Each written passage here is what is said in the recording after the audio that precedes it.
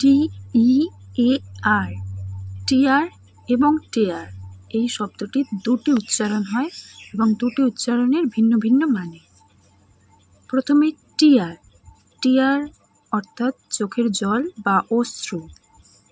দ্বিতীয় উচ্চারণ টেয়ার, টেয়ার মানে ছিঁড়ে ফেলা বা হারা।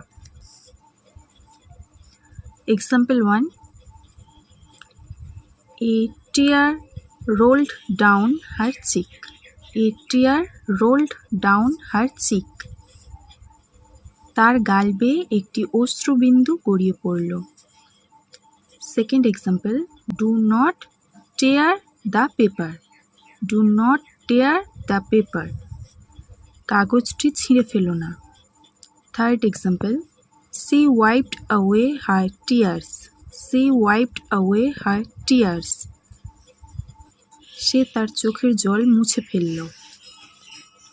Fourth example, he accidentally tore his shirt. He accidentally tore his shirt. সে ভুলবশত তার শার্টটি ছিঁড়ে ফেলেছিল।